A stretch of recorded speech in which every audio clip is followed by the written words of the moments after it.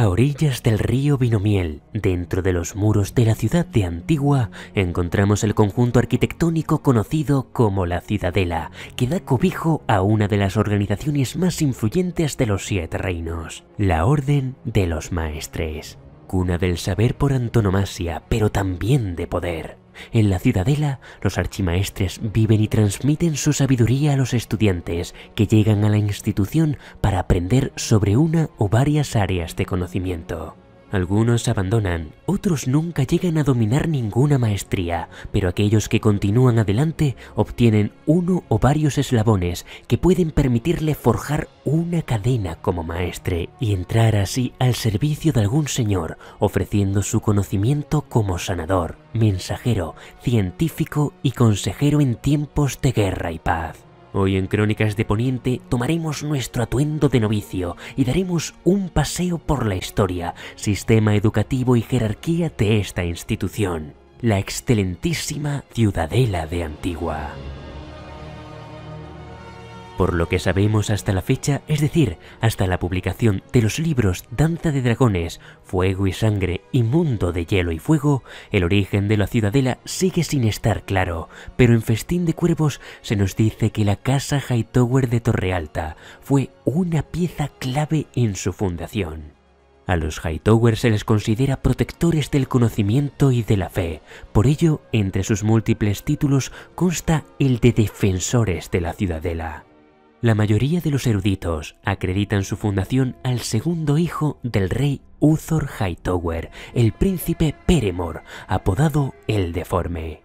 Nacido con la espalda torcida y un brazo atrofiado, Peremor pasó su corta vida en la cama, pero su curiosidad por las maravillas del mundo hizo que se rodease de eruditos, sacerdotes, curanderos y cantantes, junto con cierto número de magos, alquimistas y hechiceros. Se dice que tras su muerte, su hermano, el rey Urrigon, proporcionó una porción de tierra a los sabios, quienes fundaron la que sería conocida como la Ciudadela.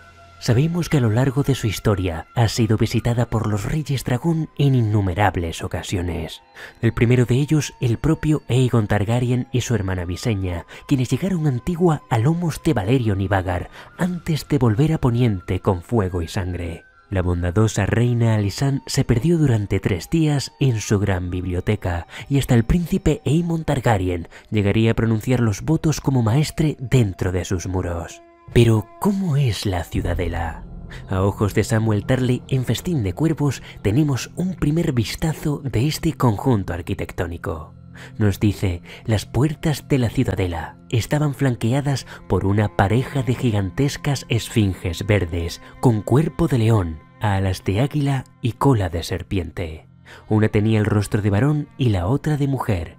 Al otro lado estaba el hogar del escriba, a donde acudían los ciudadanos de Antigua para que los acólitos les escribieran testamentos y leyeran las cartas. Allí también había otros tenderetes donde se compraban y vendían libros y mapas. Dentro de la Ciudadela, el edificio más antiguo es el Grajal, situado en la Isla de los Cuervos, y del que se dice que en los tiempos de la Edad de los Héroes perteneció a un señor pirata que saqueaba los barcos que navegaban por el Vinomiel. El edificio está poblado de cuervos blancos y negros que hay que mantener separados, pues se pelean como marqueños y dornienses, y en él residen el archimaestre Walgrave en la parte oeste y el archimaestre Marwyn, al que llaman el Mago. Otro lugar que se menciona en las novelas es la gran biblioteca de la Ciudadela, un valioso depósito del saber, decía el rey Jaehaerys. Entre los muchos ejemplares custodiados por los maestres encontramos Sangre y Fuego, también llamado La Muerte de los Dragones, del que se decía que era el único ejemplar existente, protegido bajo llave en una cripta. El último lugar conocido hasta la fecha es el Tribunal del Senescal, donde muchos acuden en busca de una audiencia con el Senescal de la Ciudadela, encargado del gobierno de la misma. Precisamente con el Senescal entramos en la jerarquía de la organización y su sistema educativo. Se dice que cualquier niño, independientemente de su estatus de nacimiento, puede forjar una cadena como maestre y no hay ningún requisito de edad para su acceso. Esto no quita, sin embargo, que exista cierto prejuicio por parte de los archimaestres. Tanto bastardos y jóvenes de origen humilde como señores o príncipes Targaryen han viajado a la ciudadela para estudiar y todos lo hacen juntos sin distinción. Cuando alguien ingresa en la institución se le llama novicio y ostenta tal título hasta que, al adquirir ciertos conocimientos de una maestría, obtiene su primer eslabón. En ese momento, el novicio pasa a ser acólito. Novicios y acólitos estudian juntos, participando en las conferencias abiertas que ofrecen los archimaestres, y cuando los estudiantes lo consideran oportuno, pueden solicitar a un archimaestre que los examine para ver si están preparados para obtener un eslabón. No existe un tiempo mínimo de estudio, por lo que hay estudiantes aventajados que consiguen varios eslabones en menos de un año, y otros que no consiguen ninguno en toda su vida. Entre los novicios conocidos tenemos a Pate, punto de vista en el prólogo de Festín de Cuervos, o Leo Tyrell, conocido como Leo el Vago, primo de Lord Mace Tyrell de Alto Jardín. Entre los acólitos destacar a Aleras el Esfinge, excelente arquero y portador de 3 eslabones. Lleva solo un año en la ciudadela y los lectores creen que su verdadera identidad es Sarela Arena, una de las 8 hijas de Oberyn Martell. Cuando un acólito domina varias áreas de conocimiento, se le considera preparado para dar el siguiente paso y convertirse en maestre. En el proceso, la noche previa al pronunciamiento de los votos, el acólito pasa una noche de vigía en una cripta frente a una vela de obsidiana. Debe pasar la noche a oscuras a menos que sea capaz de encenderla. Se decía que las velas de obsidiana habían llegado a Antigua procedentes de Valiria, 1 millar de años antes de la maldición. Y en la ciudadela había 4, una verde y 3 negras. Ninguna de ellas había ardido durante siglos, hasta el libro Festín de Cuervos, pero de esas misteriosas velas hablaremos en otra ocasión. Al hacer los juramentos, los maestres abandonan el nombre de su casa, juran no poseer tierras ni títulos, mantienen celibato y pueden quedarse en la ciudadela o ser enviados para servir a algún señor de los 7 reinos. Según Lady Barbry Dustin, todo gran señor tiene maestre, todo señor menor aspira a tenerlo, y quien no tiene maestre no es nadie. Cuando el maestre sirve en un asentamiento debe mantenerse leal al mismo, independientemente de la casa que lo gobierne. Por ello, portan su cadena de eslabones que les recuerda que sirven al reino. Dado que muchos señores no saben leer ni escribir, son los maestres quienes se encargan de hacerlo, lo que les pone en una posición prestigiosa, pues nadie controla lo que escriben en sus cartas. George Martin ha confirmado que los señores pagan el salario de los maestres directamente a la ciudadela, y ésta a su vez recibe parte de los impuestos que se cobran en la ciudad de Antigua. Desde el libro Juego de Tronos hasta Danza de Dragones, los maestres que forman o han formado parte de la saga Canción de Hielo y Fuego son un total de 29, sin contar al gran maestre, ni los archimaestres, ni a los maestres históricos. Entre estos 29, destacar algunos maestres de las grandes casas, como Luwin, maestre de la casa Stark de Invernalia, el maestre Aemon del Castillo Negro al servicio de la Guardia de la Noche, el maestre Bayman al servicio de la casa Tully de Aguas Dulces, el maestre Wendamir al servicio de la casa Greyjoy en Pike, el maestre Creylen al servicio de la casa Lannister en Roca Casterly, el maestre Colemon al servicio de la casa Arryn del Nido de Águilas, el maestre Lomis al servicio de los Tyrell de Alto Jardín, el maestre Cresen al servicio de los Baratheon de Rocadragón, posteriormente sustituido por Pylos, y el maestre Caleote de Lanza del Sol al servicio de la casa Nymeros Martell. Cuando un maestre ha demostrado poseer gran dominio sobre alguna maestría, se les concede el título de archimaestres y reciben una máscara, un anillo y un báculo del metal correspondiente al eslabón que representa el campo que dominan. Por ejemplo, cuando un acólito domina las matemáticas y la economía, obtiene un eslabón de oro que representa este campo. Si un maestre demuestra ser un erudito en esta área, puede ascender a archimaestre, en cuyo caso obtiene una máscara, un anillo y un báculo de oro amarillo. ¿Y quiénes son los archimaestres que actualmente en la trama de Antigua se encuentran en la ciudadela? Gracias a los apéndices del libro Festín de Cuervos tenemos una recopilación de algunos de ellos y al mismo tiempo aprovecharemos para conocer los diferentes metales y maestrías que podemos encontrar en la cadena de un maestre. Empezamos por el archimaestre Ebrous, con un anillo, báculo y máscara de plata, metal que indica su maestría como sanador.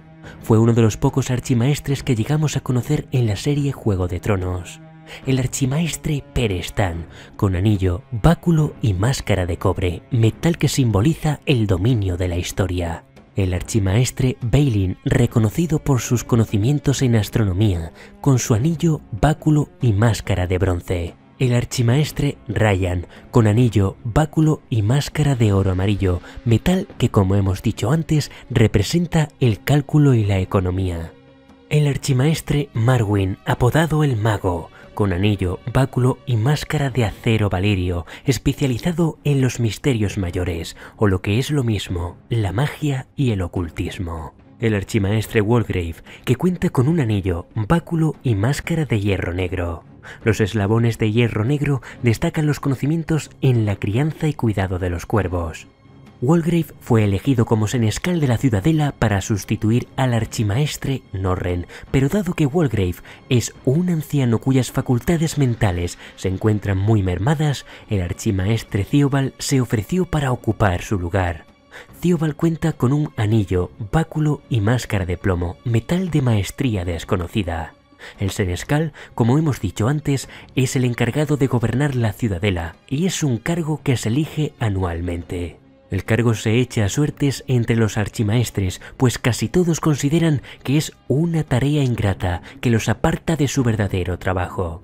Quien saca la piedra negra es el que deberá ostentar el cargo ese año. Para completar la lista tenemos 13 archimaestres más, cuyas maestrías desconocemos, así como algunos metales, como es el caso del hierro, cuyo portador ha estudiado en profundidad las ciencias militares y el arte de la guerra. Existen otros metales como el oro blanco, oro rojo, peltre, latón, plomo, acero o estaño, que los maestres llegan a portar en sus cadenas, pero George Martin aún no nos ha dado información sobre qué áreas de conocimiento representan. A la espera de las 2 últimas novelas que quedan por publicar, estos son los metales conocidos por ahora. Por último hay que destacar el cargo de Gran Maestre, representante máximo de la Ciudadela en la corte del rey en el Trono de Hierro. El cargo en cuestión fue creado en el año 5 después de la conquista por el rey Aegon, quien pidió al cónclave de la Ciudadela que le enviaran a un archimaestre para que le asesorara en la historia, leyes y costumbres de los 7 reinos. El Gran Maestre forma parte del consejo privado del rey y actúa por tanto como consejero. Al inicio del libro Juego de Tronos, el cargo lo ostenta el Gran Maestre Pycelle, cuyo origen sigue siendo un misterio. Sabemos que sustituyó al Gran Maestre Merion en los tiempos del rey Aegon V y desde entonces ha servido al rey Jaehaerys II, al rey Aerys II, al rey Robert, al rey Joffrey y por último al rey Tommen. Cuando Tyrion Lannister destituyó a Pycelle en su cargo, el cónclave consideró como candidatos para su sustitución al maestre Tarkin, el hijo de un cordelero, o al maestre Errek, el bastardo de un caballero errante, pero demostraron que en su orden el talento vale menos que el nacimiento. Por tanto decidieron enviar al maestre Gormon, tío de Lord Mace Tyrell de Alto Jardín. Cuando Tywin Lannister se enteró de la decisión del cónclave, devolvió el cargo a Pycelle. Como vemos, el Gran Maestre es elegido por el cónclave, órgano de gobierno de la Ciudadela, cuyas reuniones son siempre confidenciales y a puerta cerrada. O eso dicen, pero sabemos que Varys, la araña, tiene acceso a las decisiones de los archimaestres, los únicos que forman parte del cónclave. Este órgano se encarga, entre otras tareas, de enviar cuervos blancos a todos los castillos anunciando el cambio de las estaciones. Como curiosidad decir que cuando la bondadosa reina Alysanne gobernó junto a su marido el rey Jaehaerys, esta instó al cónclave a que se aceptaran niñas de alta cuna en la Ciudadela. Sin embargo, pese a los muchos progresos que consiguió la reina, esta propuesta cayó en oídos de piedra. En cuanto a la trama presentada en las novelas En Festín de Cuervos, George R.R. Martin introdujo elementos en la historia que anuncian una confrontación entre la ciudadela y la magia. En primer lugar, en Choque de Reyes, el maestre Luwin nos muestra su eslabón de acero Valirio y nos dice que hubo un tiempo en el que él se interesó por la magia y el ocultismo. Solo un maestre de cada 100 posee uno. Un tema fascinante pero poco práctico, nos dice Luwin. En la ciudadela no se ve con buenos ojos aquellos que estudian y practican este campo de conocimiento. El ejemplo que mejor ilustra este hecho es el caso de Qyburn. Tiempo atrás había llegado a demostrar un gran talento como sanador en la ciudadela, tan habilidoso como el archimaestre Ebrose, pero aspiraba a sobrepasarlo. Y mientras muchos maestres abrían los cuerpos de los muertos para comprender la naturaleza de la vida, él comenzó a abrir los cuerpos de los vivos para comprender la naturaleza de la muerte. Se le consideró practicante de nigromancia y por ello lo despojaron de la cadena y lo expulsaron de la ciudadela. Ahora se encuentra al servicio de Cersei Lannister como maestre y consejero de los rumores. Para referirse a esos maestres que lo expulsaron de la organización, él utiliza el término el rebaño gris, el mismo término que utiliza el archimaestre Marwyn, especializado en la magia y el ocultismo. De hecho, parecían estar de acuerdo en muchos aspectos académicos. Sabemos que Marwyn por su parte había llegado a viajar hasta Ashai de la Sombra y había instruido a Mirri Maz Duur en las artes curativas, la misma sacerdotisa que empleó magia de sangre en la trama de Daenerys en el libro Juego de Tronos. También sabemos que en los tiempos del feudo franco, muchos maestres visitaban Valyria. En los tiempos de los reyes Targaryen, sin embargo, tanto la fe de los 7 como la ciudadela entraron en conflicto con las costumbres de los señores dragón, y según Marwyn, consideraron que los dragones debían ser eliminados. Acusa directamente a la ciudadela de estar construyendo un mundo en el que no hay lugar para la hechicería, las profecías ni las pelas de cristal. Incluso asegura que la propia ciudadela conspiró y participó en la muerte de los últimos dragones Targaryen. Hay que recordar que, según algunos rumores mencionados en el libro El Caballero Errante, se decía que el joven rey Aegon III envenenó al último dragón, pues se sentía traumatizado tras haber visto cómo su madre Rhaenyra era devorada por Fuego Sol durante la danza de los dragones. ¿Fue realmente Aegon el que acabó con el último dragón o hubo algún tipo de intervención por parte de los maestres? Otras organizaciones como el gremio de alquimistas también vieron mermada su actividad en los últimos siglos, una maestría que poco a poco fue asumida por la ciudadela. Marwyn afirma también que el rebaño gris permitió al maestre Aemon partir al muro por ser un Targaryen, cuando en realidad tendría que haber sido archimaestre por derecho. Ahora llega a oídos de la ciudadela que Daenerys Targaryen ha conquistado la Bahía de los Esclavos con sus 3 dragones a fuego y sangre. Por ello, se espera que el rebaño gris envíe a un hombre de su confianza para que la guíe bajo la batuta de las directrices de la ciudadela, mientras Marwyn intenta llegar antes en la Viento Canela, la nave cisne de Quru Humo. Al fin y al cabo, Daenerys ya tenía un Lord Comandante y la mano de la reina, con Ser Barris Selmy. Había tenido un Lord Almirante, con Groleo, antes de que éste muriera. Tenía su propia escriba con Missandei, su guardia personal, sus consejeros mirinos, su sacerdotisa verde. Pero ya empezaba a poner su vista en Poniente, y en ese momento, en Vientos de Invierno, llegará el día en que necesite a su lado a un maestre de la ciudadela de Antigua.